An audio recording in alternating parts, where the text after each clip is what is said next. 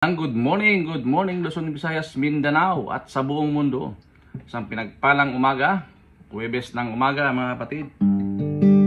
September 4. Hallelujah. Purihin ng Diyos sa umagang ito, dakilan ang kanyang pangalan. Good morning na sa ating pong mga kapatid na nakatune na. Ayan, purihin ng Panginoon. Bago tayo mag-umpisa, tayo pa umawit sa ating pong Panginoon. Tugatin siya ng papurit pagsamba sa umagang ito. Because He deserved the glory, He deserved the honor and praises belong to Jesus. You are alone, our God, Lord Jesus. Holy, holy is the Lord.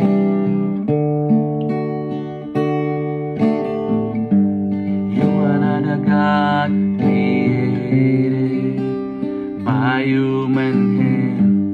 You are not a God dependent on any mortal man. You are not a God is made of everything we can give. You are God. You are not a God created by human hand. You are not a God dependent on any mortal man. You are not a God is need of everything you can give by your plan. That's just the way it is. You are God alone before time began. You are on your throne. You are God alone. Yes, Lord. You are the God whose power none that contain. You are not a God whose name praise will never end. You are not a God who's worthy everything we can give. You are God, that's just the way it is. You are God alone from before time began. You are on your throne. Yes, Lord. You are God alone. And right now, in the good times and bad, you are on your throne. You are God alone. You're unchangeable, unshakable, unstoppable. That's what you are. You're unchangeable, unshakable, unstoppable. That's what you are. You are God alone from before time began. You are on your throne. You are God alone. And right now, in the good times and bad, you are on your throne. You are God alone. You are God alone. Yes, Lord. You are unchangeable. You are unshakable, Jesus. Unstoppable, Lord. That's what you are. Yes, Lord, we praise you today. We glorify your name today, Lord. You are God alone. Jesus, the Son of the living God. We praise you. We glorify your name. Amen and amen. Ayan. Good morning na po sa bawat isa. Purihin na po ang Diyos sa bawat isa mga kapatid. Salamat po sa Panginoon sa kanya pong kabutihan sa araw po nito. So without further ado, tayo na po ay magpatuloy, no? Ang ating pong series na tinatalakay ay yung pong The Power of Humility. So ngayon po yung panghuli, yung pang-anim, yung title po, Humility Make Us True Servants. Kaya sabi po ng Matthew 23:11-12, the greatest among you will be your servant. For those who exalt themselves will be humbled, and those who humble themselves will be exalted. Sabi nga sa Tagalog, ang pinakadakila sa inyo ay magiging lingkod ninyo, sapagkat ang nagmamataas ay ibibaba, at ang nagpapakumbaba ay itataas. Humility is the foundation of leadership. In the Bible, humility is a virtue of a lowliness of mind that involves recognizing God's power in one's own dependence on Him, valuing others more than oneself, and seeking to serve others rather than being served. It's an inside-out recognition of one's position before God, and is demonstrated through a servant-like attitude exemplified by the Lord Jesus Christ. Willingness to give His life for others. Humility is not self-deprecation or an inferiority complex, but rather a correct and modest estimate of one's worth in relation to God's greatness. Amen? So ang text po natin sa magang ito is John chapter 13 verse 15 to 17. Sabi po dito, I have set you an example that you should do as I have done for you. Very truly I tell you, no servant is greater than his master, nor is a messenger greater than the one who sent him. Now that you know these things, you will be blessed if you do them. Sa Tagalog, nagbigay ako sa inyo ng halimbawa na dapat ninyong gawin gaya ng ginawa ko sa inyo. Si Jesus po nakasalita po dito sa 16, katotohanan sinasabi ko sa inyo, walang aliping higit na dakila kaysa sa kanyang Panginoon, ni ang sugo ay dakila kaysa nagsugo sa kanya. Ngayon, alam na ninyo ang mga bagay na ito, pagpalain kayo kung gagawin ninyo ang mga ito. Yan, purihin po ang pagkabasa ng kanyang dakilang salita. Yan, gaya po ng ating topic, ang kapakumbabaan ay ginagawa tayong mga tunay na lingkod. Humility is central to Christian living. It is draw God's favor and opens the door for His blessing. Kaya sabi po ng James chapter 4 verse 6, God opposes the proud but gives grace to the humble. Nasalungat ng Diyos ang mapagmataas, ngunit nagbibigay ng biyaya sa mapagpakumbaba. Malinaw po mga kapatid na ayaw ng Diyos ang nagpapataas. Ayaw ng Diyos ng proud. Ayaw po ng Panginoon. At siya naman po ay nagbibigay ng biyaya sa mga taong humble. Yan. Kaya sabi po ni James chapter 4 verse 10, humble yourself before the Lord and He will lift you up. Yan. Ano pong puntos natin sa umagang ito mga kapatid? Number 1, Jesus demonstrates humility. Gaya po ng ating pong text sa John chapter 13, dito po ay nag-set ng example ang ating pong Panginoon na kailangan natin sundin, gawin, tularan. Opo. Kaya nga dapat ginagawa po natin yung pinagagawa sa atin ng Panginoon. Nagbigay na po siya ng guide, nagbigay na po siya ng example, instruction. Marami na po siyang binigay sa atin, pero minsan tila tayo po ay hindi tumatalima. Oo. Kasi ang gusto natin maging tanyag. Opo, mga kapatid. Sabi po ng binasa natin, walang aliping higit na dakila kaysa sa kanyang Panginoon. Ni ang sugo ay dakila kaysa sa nagsugo sa kanya. Kaya itong sikreto mga kapatid, ngayong alam na ninyo ang mga bagay na ito, pagpalain kayo kung gagawin ninyo ang mga ito. May kaakibat po na pangako, mga kapatid. Kaya nga si Jesus mismo, ipinakita niya na beforehand sa kanyang mga alagad, at the same time sa panahon po natin. Oo. Kaya hindi na po mahirap sundin ito dahil mayroon na pong example, mayroon na pong guide na sinusundan po tayo. The finished work of Jesus. Siya po yung example, no? Greatest example natin sa pagiging mapagpakumbaba. Kaya nga yung ating pong series na tinatalakay, The Power of Humility. The humblest is the greatest. Diba mga kapatid? Kung gusto mo talagang maging tanyag, ay maging servant ka muna. The greatest among you will be your servant. Sabi po ng Matthew 23:11-12. For those who exalt themselves will be humbled, and those who humble themselves will be exalted. Yan po yung pamantayan ni Jesus, mga kapatid. He demonstrated humility beforehand. Kasi alam niya, ang tao po ay magyayabang. Oo. Kaya nga si Satanas, gano'n nangyari. Nagyabang. Oo. Anong ginawa ng Panginoon? Binagsak siya.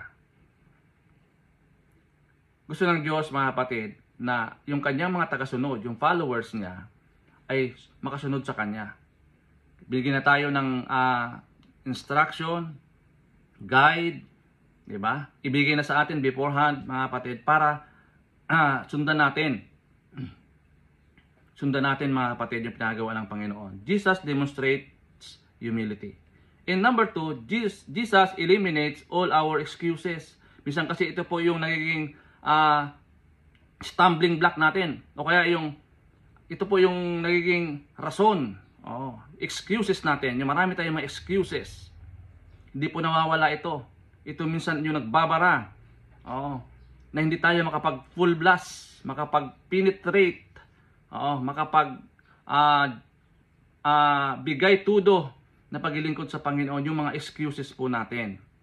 Kaya nga gusto ng Lord, i-eliminate natin yung mga excuses na yan.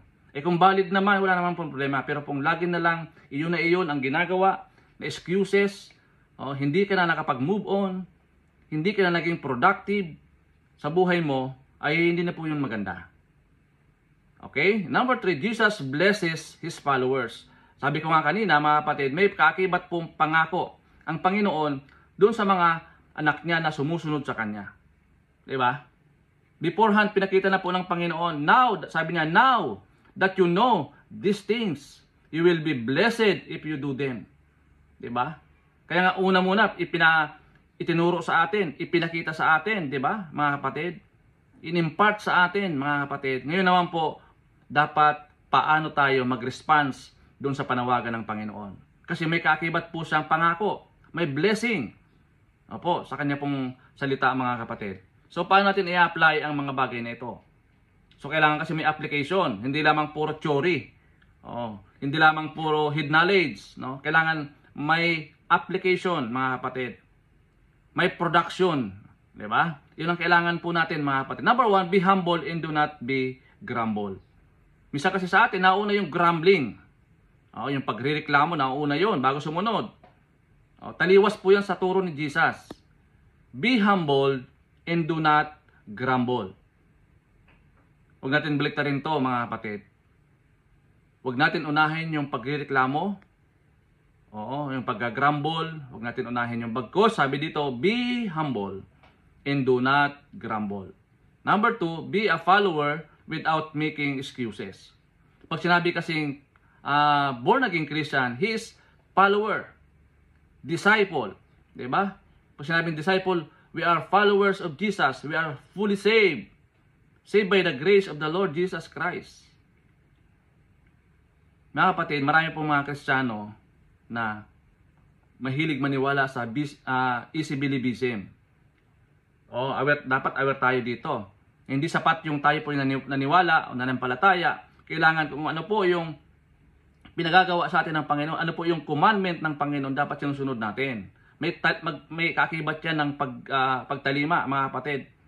May kaakibat yan na pagsunod doon sa pinag-uutos ng ating pong Panginoon sa atin.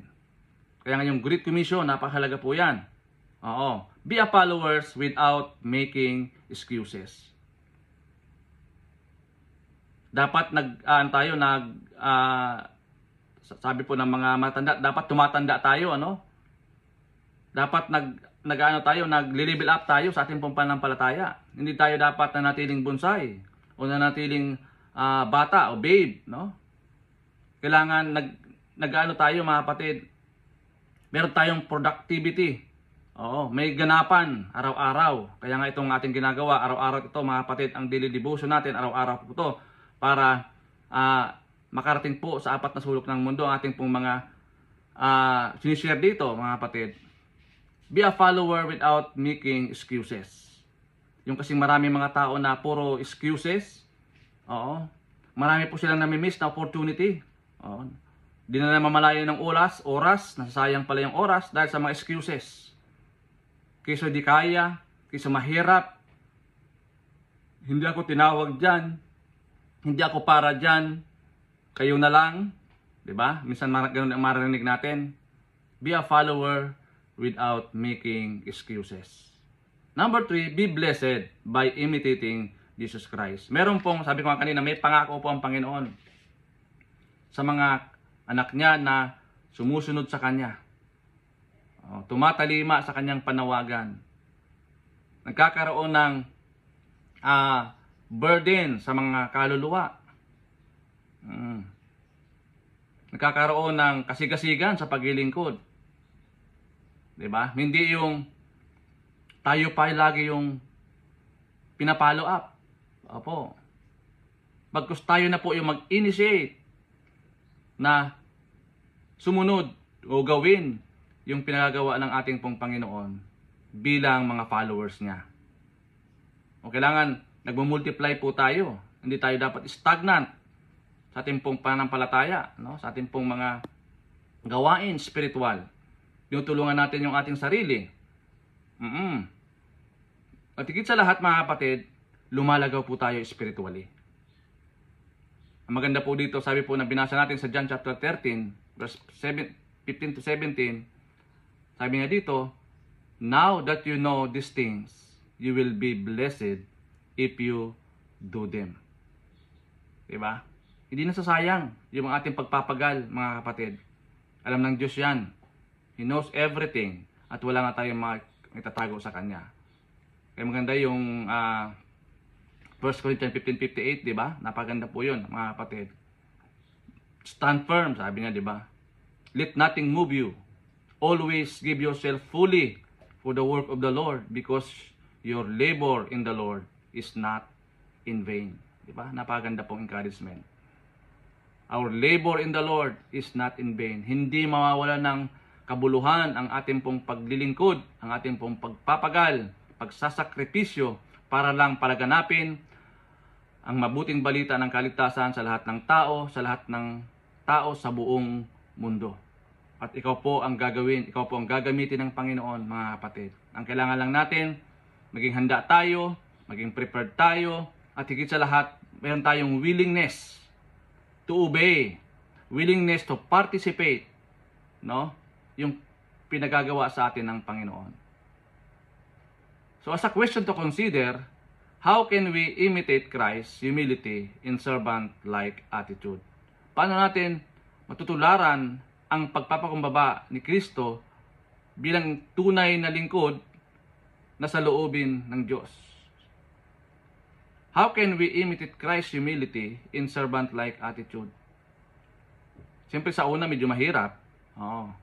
Pero as we go on, mga kapatid, tuloy-tuloy tayo tinuturuan ng Panginoon, hinuhubog tayo ng Panginoon day by day, glory to glory, inaayos yung ating pong puso, inaayos yung ating mindsetting, di ba? And afterwards, tayo naman po ay nakakasunod. At sabi po ng Biblia, meron pong blessing na nakaabang para sa atin. Ang kailangan lang natin i-imitate yung Christ humility. Hindi yung pagiging proud. Ayaw ni Jesus yung pagiging proudful, mga kapatid. So marami pong salamat sa mga ito. Salamat po sa bawat isa na naglaan ng oras sa ating pong maiksi na devotion patungkol po sa humility, make us true servant. It's the power of humility, mga kapatid. So salamat po sa bawat isa. Purihin ng Diyos sa araw na ito. Gawin tayo ng Panginoon na mapagtagumpay, mabunga ang ating pong buhay sa araw po na ito. Lord, I pray in the name of Jesus, samahan kami ng Santong Espiritu sa aming mga gagawin sa araw na ito. Punuin niyo po ang aming mga puso ng kagalakan na nagmumula sa iyo, Diyos. Alalahanin mo din po ang aming mga kapatid ngayon nagdidiwang ng kanilang mga kaarawan, anniversaries, Lord. Lord, kami po yung nakikigalak sa kanila po mga celebration sa araw po na ito. Marami pong salamat. Lord, continue to remember our loved ones today na meron pong mga karamdaman. Hallelujah. Pinagkakatiwala ko po sa iyong palang kamay, Panginoon, ang kanilang mga sarili, O Diyos. Lord, ipadaloy ang kagalingan nagmumula sa iyo. At Lord, tunay nga, by stripes we are healed in Jesus' name. Pagkat salamat po, pinupuri ka namin sa araw na ito. Di ka po namin tagumpay. At sa iyo lamang, Lord, lahat ng papuri, pagluwalhati, sa pangalan ni Jesus. Amen and amen. God bless mga kapatid. To God be all the glory.